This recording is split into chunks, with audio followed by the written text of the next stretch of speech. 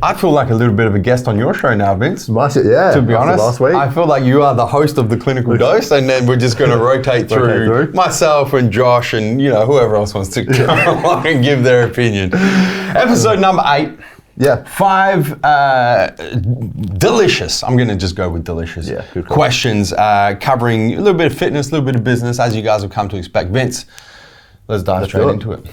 So first question, having access to a gym now, have you noticed any strength gains or loss after home gym life? From the Buff Bobcat or from an Instagram Q&A? Oh, good question from our good friend Pierre over in the UK, the Buff Bobcat. So a little bit of context here. Gyms opened here in Adelaide, in South Australia. 2 weeks ago? 2 weeks ago. Two and a half weeks ago as of the time we're filming this, with restrictions in place and whatnot. But we're able to go back to the gym. We'll be training back in the gym for 2 weeks after having, how long was the lockdown? 3 months? I think so, Three and a bit months? I think so, 3 months, yeah. Let's go with 12 weeks. So 12 weeks of not being able to access the gym, doing home workouts, resistance bands workouts, that sort of thing, and now, 2 weeks back in the gym. Yeah. I definitely noticed strength. You know what I noticed the most? What's that? I noticed that in certain movements, for example, in my home gym setup, I didn't have cables. So I couldn't do like proper, seated rows, like pull downs, pullovers, that sort of thing. Yeah. I lost a lot of strength in those. The first back workout I did with cables, I was like, oh shit, this is not good. Resistance bands do not translate directly to cables. No way. But that has come straight back. So the first couple of back workouts in particular, I noticed, I've lost a bunch of strength, but I'm back to where I was. Yeah, I'd say pretty similar, especially with back things like rows, cable rows, stuff like that you're trying to mimic with a band. Yeah. I found a very similar thing the first week back in. Yeah. Even now in my last session doing back on Monday, still a bit weaker than where I was when I left, but it is coming back quite considerably compared to the first week still. And you know what, I've had a few conversations about this with a bunch of different people. You know what it actually is? When you because I thought about the biomechanics. Yeah. I'm like, what's going on here? Like, I've been training, normal, just with resistance bands instead of cables. Yeah. You know what it is? When you are doing certain movements with a resistance band, because the resistance increases as you put force against the band, and for a particular point of the movement, there's really not much resistance. 100%. The actual time under tension of the muscle you're trying to work when you're doing movements with resistance bands is actually less than with constant force. Yeah, definitely. I agree with that. That's what I put it down to. Yeah. Yeah. Never thought of it that way. Yeah. So I think that's probably, just theory, but I think that's probably the reason why. So far as gains, well, I mean, Pierre, when they shut down gyms, I was like 1 week out from competing. Yeah. And, so I did my reverse diet. And so I didn't lose any gains at all. Probably gained some body fat, to be honest. Yeah, I definitely gained some body fat over the time. Let's go with definitely gained some body fat. I wasn't training as much as what I was in the gym, but just working on that now. That cool little segue from this question as well. Boss Josh is currently working on an article for the MassiveJoes website about how to get back into training. Yeah. So for those of you who have, perhaps you've got access to the gym, perhaps you're going to have access to the gym, that article should be done probably by the time this video goes live, actually. Cool. Yeah. So I'm gonna post a link in the description box down below about some tips and tricks to get back into either training full stop or getting back into training in the gym if you've been training at home with body weight and resistance bands. Cool. Next question. So thoughts on insulin resistance and fasting from Big A Jose from an Instagram Q&A. Oh, that's a good question. Yeah. I'll let you lead off on this one, Vince. So, I was reading up a fair bit on this. So insulin resistance is when your body no longer responds to the release of insulin. Yeah. And therefore your blood sugar levels are going to increase, and so your insulin blood levels, or the level of insulin in your blood will increase as well. Which is kind of a precursor to type 2 diabetes and stuff like that as well. Right. So it can be quite a problem. Fasting does tend to help because when you fast, you have a period of time where you're not consuming, which is allowing your blood sugar levels to decrease again. And your insulin levels with that are then going to decrease as well because your body's not secreting it. So it definitely can help in terms of reducing that. it's not the only way to go about it. Obviously, having less blood sugar or less carbs coming into your diet. A lot of the time, overeating is a big cause of that as well. There's a few other things with high cholesterol and things that can affect that as well. But I think the fasting aspect more so targets the aspect of kind of calorie control, which is lowering your blood sugar levels. So that's it definitely can help in my opinion. And there is some cool studies coming out about that. Yeah, I think that there's probably, something to be said about using fasting as a tool to reduce insulin resistance, or what we say increase insulin sensitivity is the other way of looking at it. I don't think that fasting is a tool that should be used as a primary way of increasing insulin sensitivity. No. I don't think it is. I think the best way to increase insulin sensitivity is to stop eating high glycemic index carbs. 100%. Or not stop eating them, but stop eating them with every fucking meal. This is why I'm such an advocate for carbohydrate timing. In particular, simple high GI carb timing, because it helps reduce insulin resistance. It helps increase insulin sensitivity, and you don't have to go down the path of fasting. I think, I just don't think that fasting is the remedy for insulin resistance, in my personal opinion. I think there's better ways to do it without having to go down the fasting route. I would agree with that. I think, there's lots of ways you can hit insulin resistance without putting yourself into a fasting period that could probably better suit your lifestyle as well. And the reason why we say that as well, I think episode 4 or 5 of Clinical Dose, we touched on, the pros and cons of fasting. And, there are some pros of fasting, but there are also cons of fasting. If 100%. You're trying to, primarily, generally speaking, I don't want to get, too specific here, but generally speaking, if you're trying to build muscle, you're trying to be in a caloric surplus to build that muscle. You're trying to increase nitrogen retention through consuming protein every 2 to 3 hours. Fasting does not suit that goal.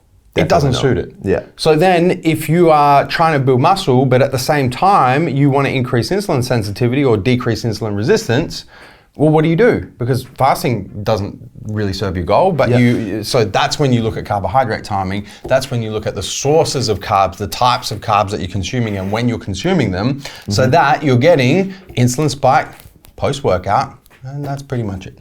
It's the only time you need it. That's it. Next question.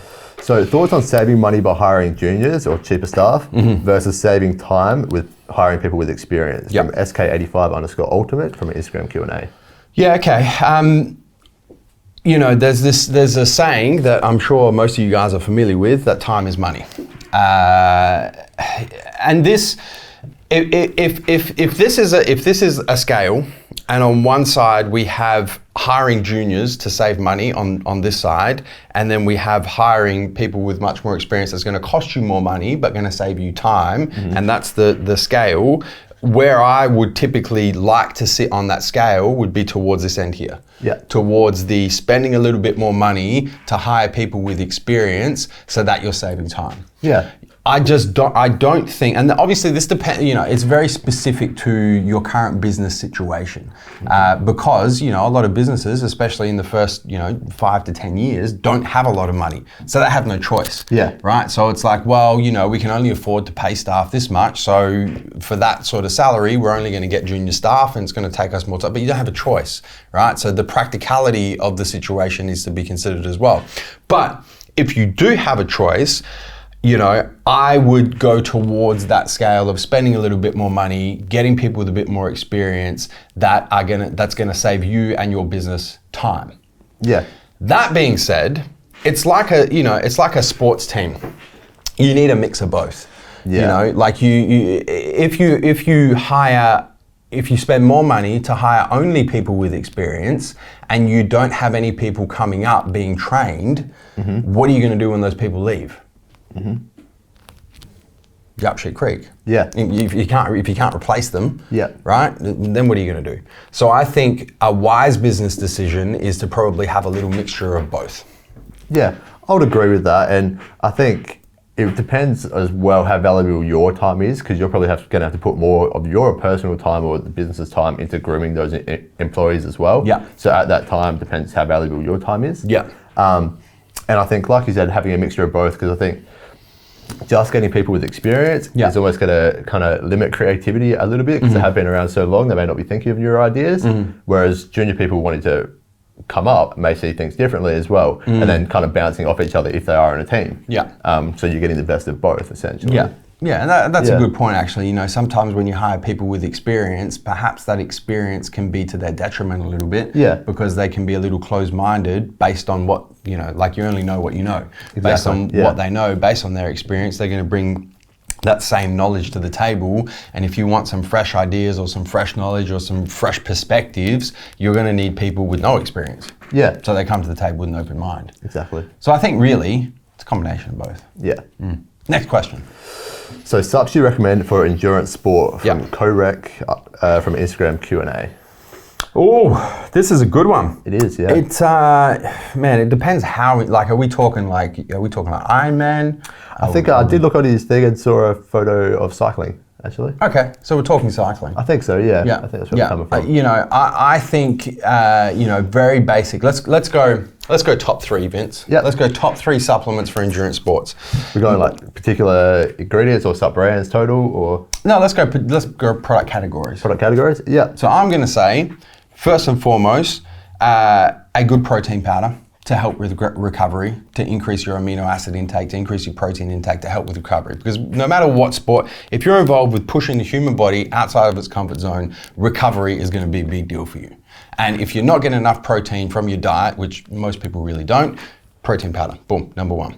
For me, number two is going to be, you know, I hate that I have to say this, but I'm going to say it, amino acids. I'm not going to specify BCAAs or EAAs because I know there's going to be fuckers in the comments that are going to say BCAAs are bullshit, EAAs don't make no sense. So I'm just going to say whatever the fuck you want, amino acids.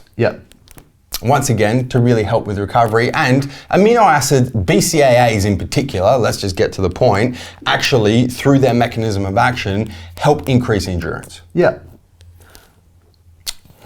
Number three. I want to say beta-alanine.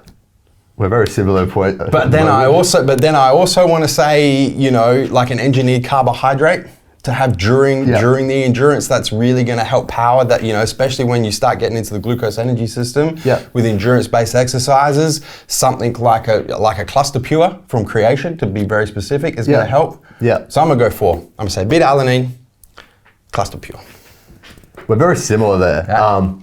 I would say amino acids as well, and then with that, a lot of the formulas out do have some stuff for citrulline for blood flow. It's going to help get rid of toxins, and blood better as well. Some do have beta-alanine, other things in there, but amino acids as well. I would definitely have carbohydrates and beta-alanine in there. Protein, I would recommend as well. That would be my top four. I said protein, but if you get it from food, if you get sufficient, you know, and for endurance athletes, arguably their, you know, required protein intake to perform at their peak is going to be less than a resistance-based athlete. 100%. So it's probably going to be easier to. So let's get rid of protein powder. I would if I was buying a sup, I would go for a carb sup. Especially an intra-workout, right? Especially for cycling, something you can drink on quite easily. A carb sup over a protein, personally. Done. And beta-alanine. Those are your top three. Last question.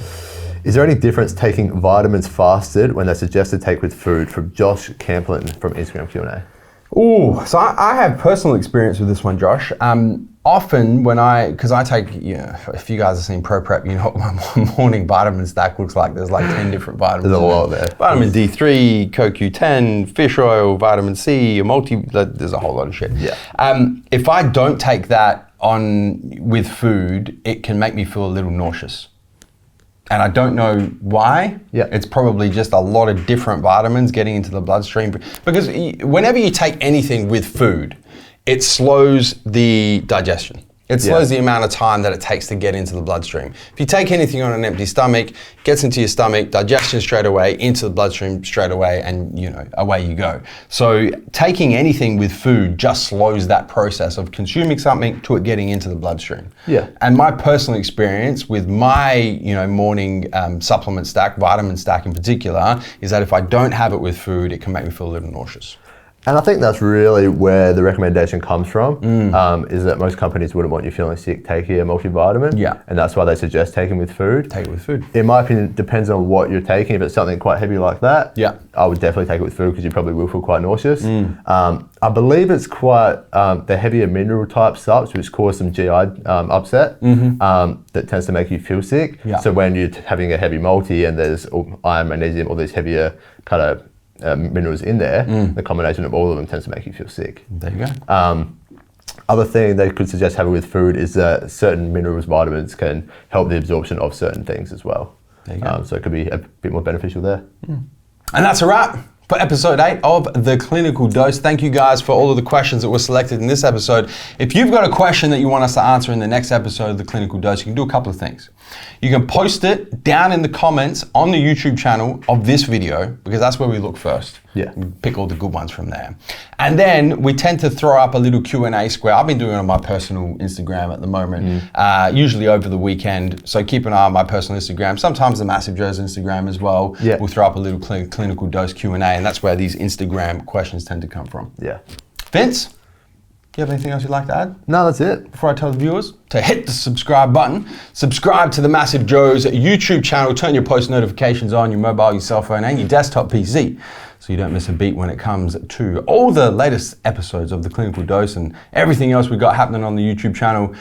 Until next time, where we coming to and from, Vince. MassiveJoes.com. Stay massive.